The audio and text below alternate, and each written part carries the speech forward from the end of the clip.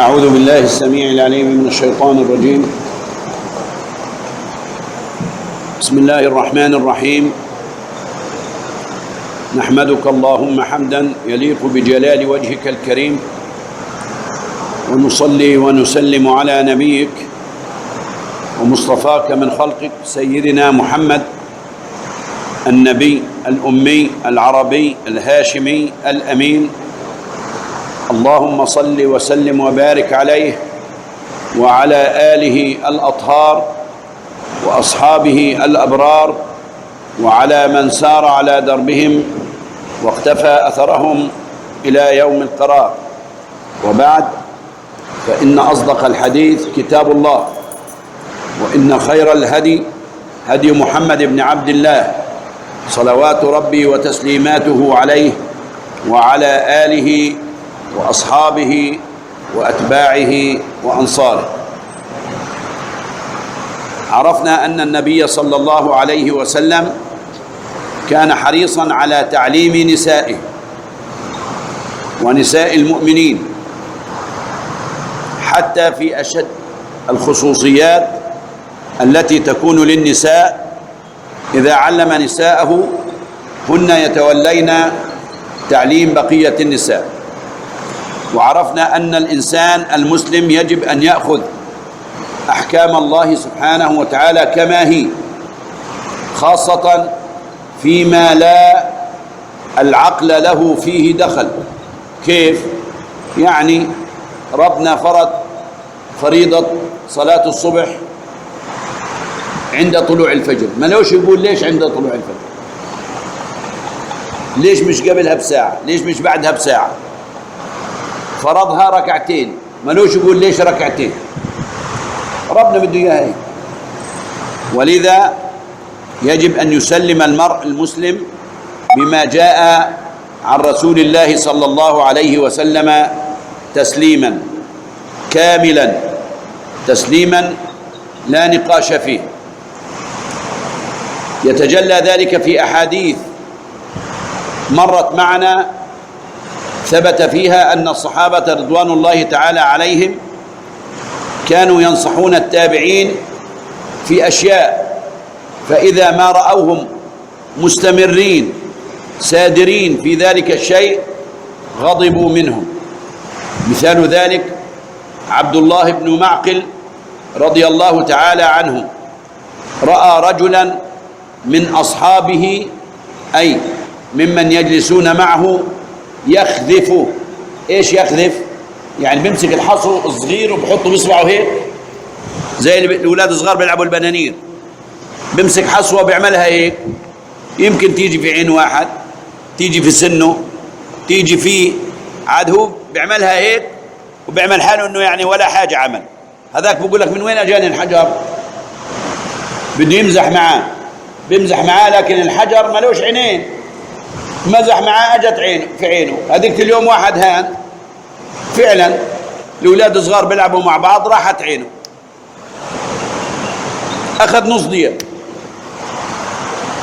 يعني اولاد صغار بيلعبوا، اولاد صغار بيلعبوا، وانا عين ابني راحت. لذا نهى النبي صلى الله عليه وسلم عن الخذف، انه واحد يلعب بالحصى ويرميها على أصحابه. يقول عبد الله بن معقل رأى رجلا من أصحابه يخذف، فقال له: لا تخذف، فإن رسول الله صلى الله عليه وسلم نهى عن الخذف، أو كان يكره الخذف.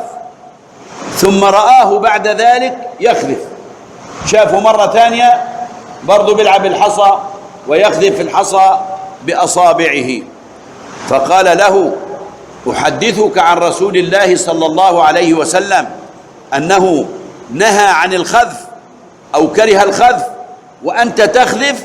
يعني مصر. لا أكلمك كذا وكذا، كلمنيش من هان لأسبوع، من هان لشهر، أنا بقول لك عن رسول الله صلى الله عليه وسلم وأنت مش سامع. يعني لا تريد أن تنصاع إلى أوامر الرسول صلى الله عليه وسلم. هذا دلالة على أنهم كانوا يسلمون بكل ما يأتي عن رسول الله صلى الله عليه وسلم، ولا يناقشون. يعني مش يقولوا له طب ليش يا رسول الله، يعني هذه الحصى بنلعب فيها بنتسلى فيها، لا، هذه الحصى ليست لها أعين، انت بتيجي تمزح إلا هي جاية في عين واحد أصلا مش داير باله. ايش استفدنا من هالمزح؟ مزح بشيء يؤذي لا يجوز. الكلام اللي بيؤذي ولو كان مزحا لا يجوز، فكيف إذا استعمل مادة حصاة أو حجرا أو عصا؟ أي نعم. يعني بتذكر وإحنا صغار كانوا يروحوا يجيبوا خيط ويربطوه في آخره ورقة أو في آخره شلن أو بريزة ويرموها على طريق الناس، ويكون حاطط على الخيط تراب بحيث إنه اللي ماشي ما يشوفوش. يجي اللي ماشي يشوف المصاري يميل ياخذها، يكون هذا قاعد هناك يسحبها، لما يسحبها بيصيروا يضحكوا. طيب مع رجل كبير يمكن يزعل، يقول لك انت عاملها يعني مضحكه مصيده زي الكاميرا الخفيه اللي بيعملوها. لا يجوز مثل هذه الاشياء التي فيها اسفاف وفيها اضحاك على الناس، لا يجوز بهذه الصورة.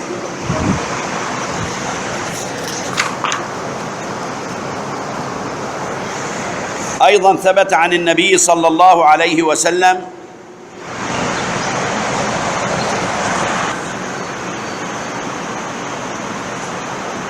أنه كان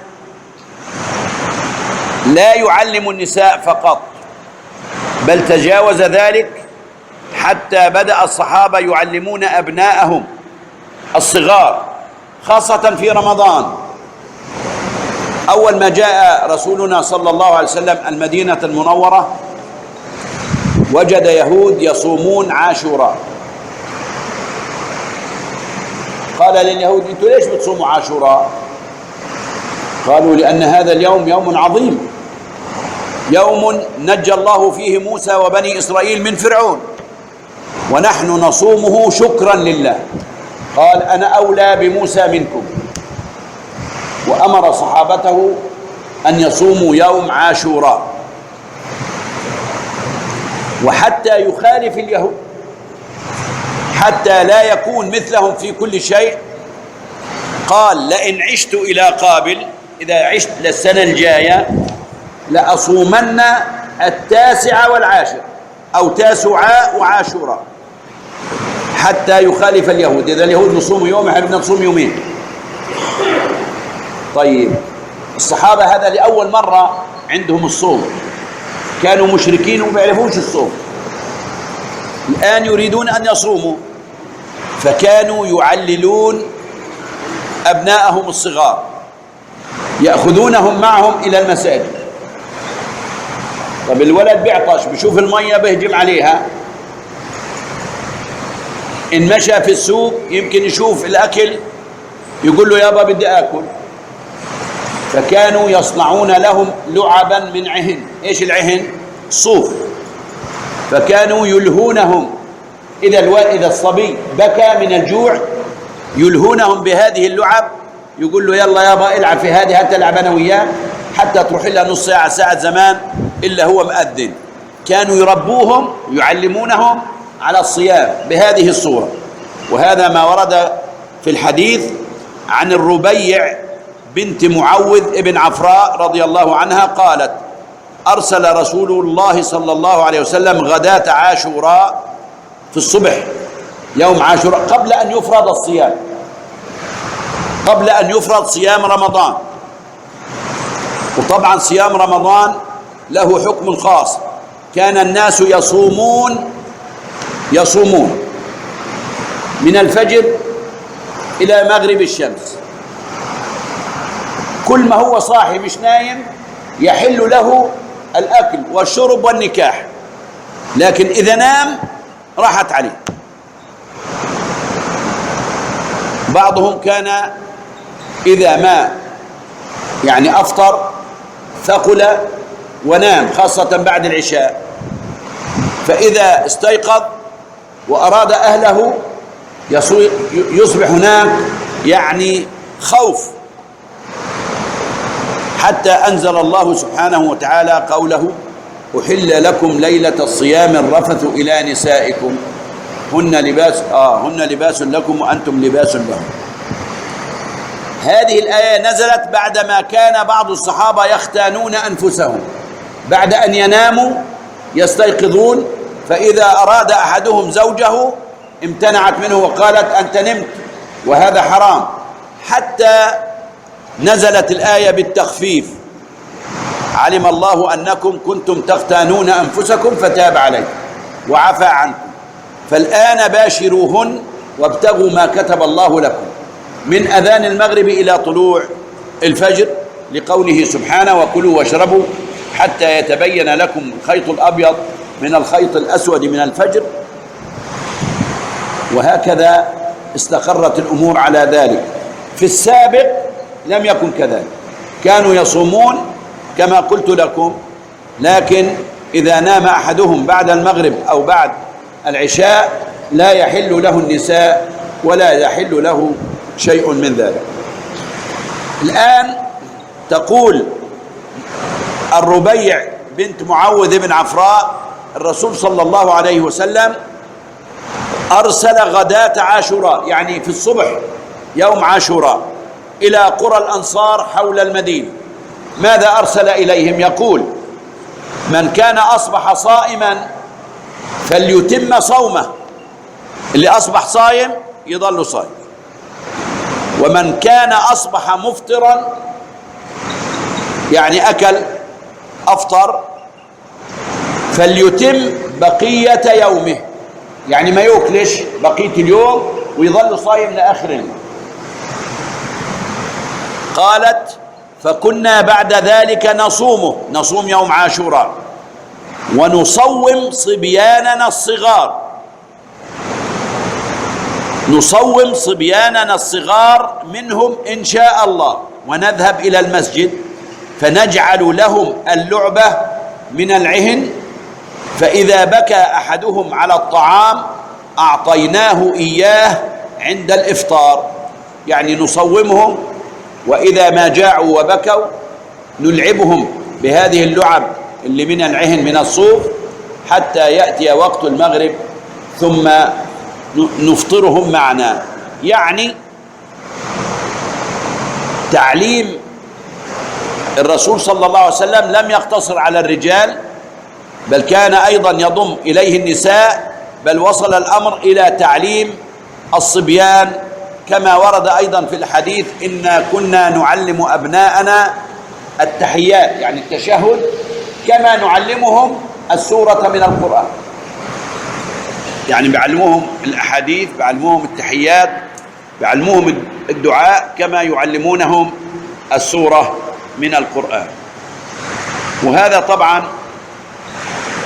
يفيد أن ذلك يعتبر من أعمال البر. أنت عندما تعلم زوجك وزوجك تعلم ابنها، وهكذا يخرج الصبي متعلما متدينا، يعني يحافظ على دينه. يعني لما يطلع واحد ويصير عمره 40 سنة وانت تعرف انه مفطر، بتقول له: يا ابو فلان انت ليش مفطر؟ هيك طويل وعريض والحمد لله يعني معافى. قال: والله يا شيخ ما عمري صمت، بقدرش اصوم، ده جوع. طب هو الصوم جوع، انت بدك الجوع مشان تشعر انه في ناس، يعني انت بتصوم وانت عارف انه ضامن ان عندك فطور. في ناس ما عندهم مش فطور، في ناس احيانا ان صح له صحن الفول بيقسموا قسمين، نص بفطر فيه والنص الثاني بتسحر فيه، وفي ناس بتسحروش. فالله سبحانه وتعالى يريد ان يشعرك بما عليه شعبك، بما عليه قومك، حتى تشعر بشعور الفقراء والمساكين واليتامى والأرامل الذين لا يسترهم إلا الجدران، لا يسترهم إلا الحيطان. أي نعم. النقطة الثانية: معرفة زوجات النبي صلى الله عليه وسلم بحاله صلى الله عليه وسلم. أعرف الناس بحال النبي صلى الله عليه وسلم مين؟ زوجه، لأنها تعرف كيف يخرج، كيف يدخل، كيف يلبس، كيف يخلع ملابسه، كيف يغتسل، كيف يتوضأ، كيف يتطهر، كيف الأشياء التي تغيب عن الناس هي تطلع عليها بحكم أنها زوجة وأم للمؤمنين. وكما قالت عائشة رضي الله تعالى عنها: سلوني عما تستحيون أن تسألوا منه أمهاتكم. هذا دلالة على تبحرها في العلم، وعلى تيقنها من هذا العلم، وعلى أنها تعلم أنها أم للمؤمنين وأنها محرمة عليهم كما هي أمهاتهم.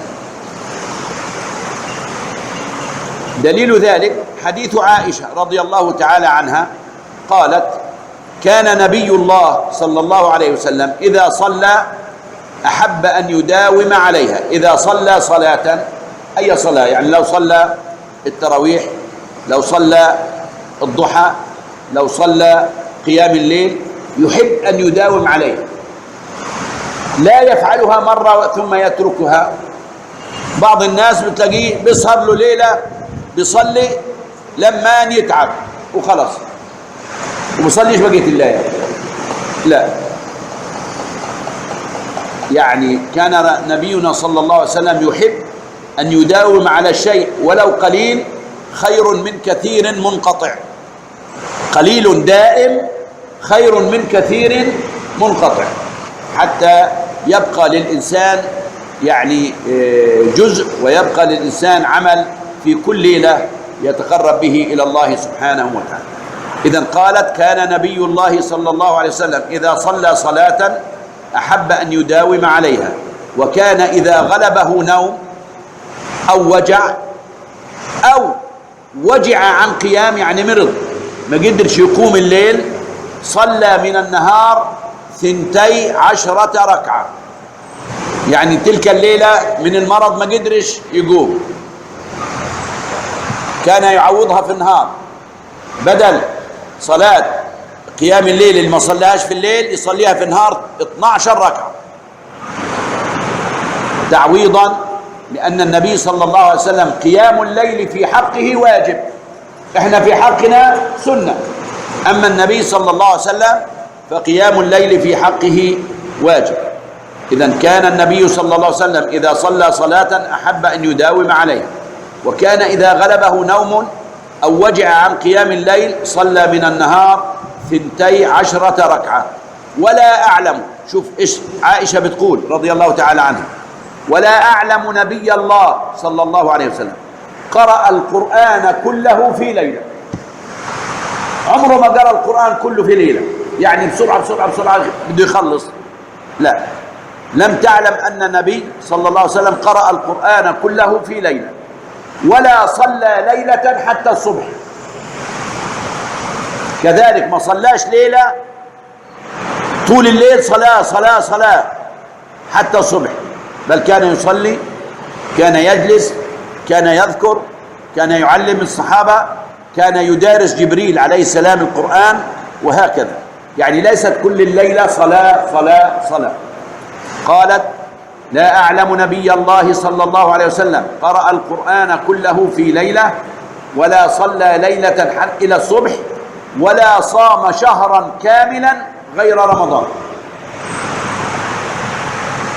يعني بعض الناس بروح بصوم رجب وشوال، رجب وشعبان ورمضان، بخذهن كله. طيب ليش؟ يقول يعني تقربا إلى الله.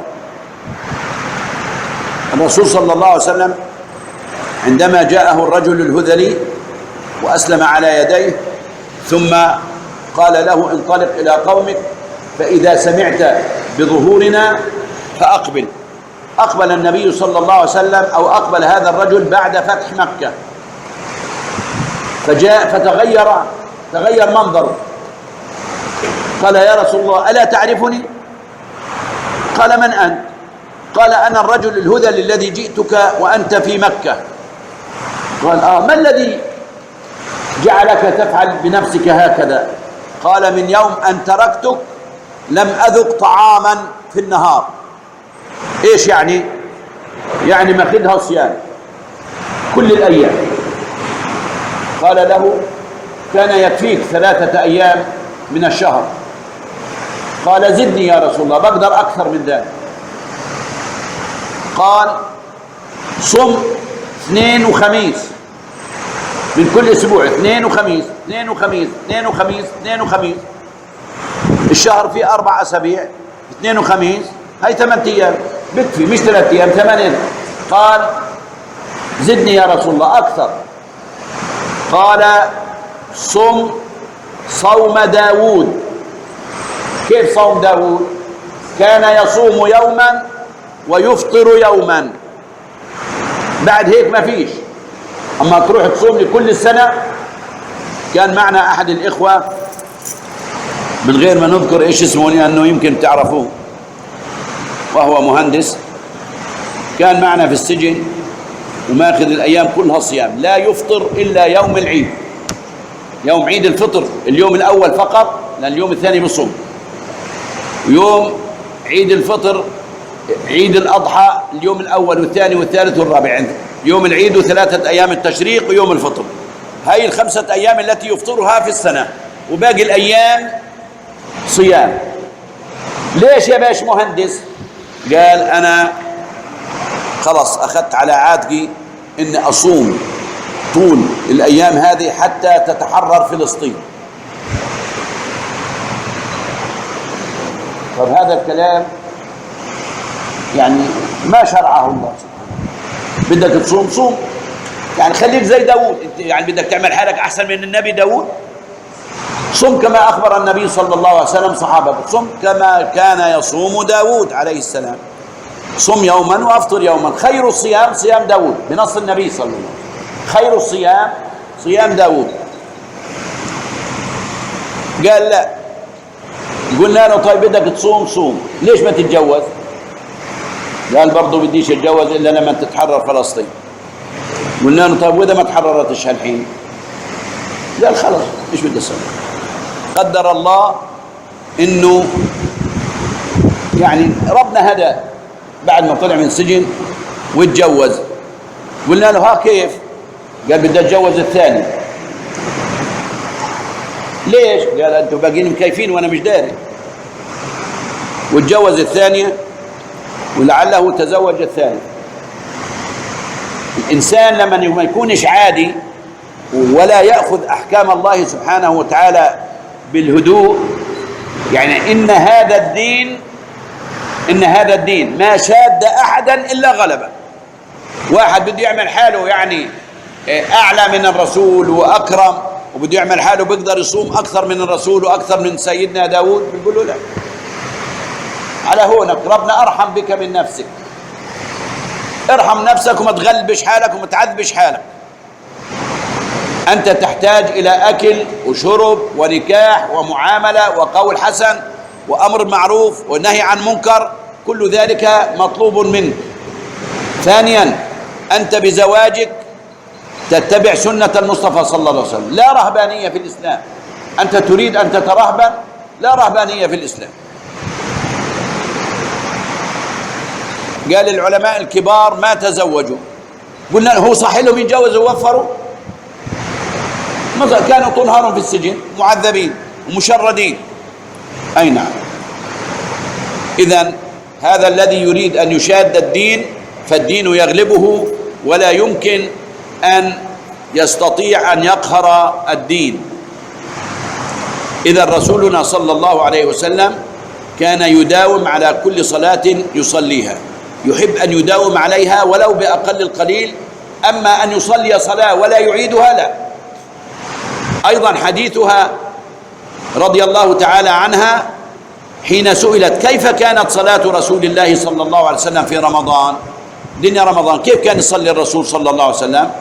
فقالت: ما كان يزيد في رمضان، عشان يسمعوا بعض الناس، ما كان يزيد يعني النبي صلى الله عليه وسلم في رمضان ولا في غيره، ولا في غير رمضان، عن 11 ركعة. ما كانش يزيد عن 11 ركعة. يصلي 8 وبعدين يصلي الوتر 3 وبعدين يروح يصلي في الليل عاد لحاله حر، لكن يريد أن يبين لنا ويسن لنا سنن الهدى، وهذه سنن الهدى هي التي نعيش عليها وهي التي نتمسك بها، وهي أرحم بنا من أنفسنا. لو واحد بده لحاله يمكن يقول لك أنا بدي أصلي لي 100 ركعة، طيب 100 ركعة تقوم وتقعد تهلك. هاي الرسول صلى الله عليه وسلم بيصلي 11 ركعة كل يوم إن كان في رمضان أو في غير رمضان ومداوم عليها، أحسن ما تصلي 100 ركعة في يوم وتقعد بقية السنة. أي نعم، هكذا كانت صلاة النبي صلى الله عليه وسلم، ونساؤه وزوجاته أعلم الناس به. إلى هنا نقف إن شاء الله، ونكمل في الدرس القادم إن بقي في العمر بقية. أقول قولي هذا وأستغفر الله لي ولكم. صل اللهم على محمد وعلى آله وصحبه وسلم.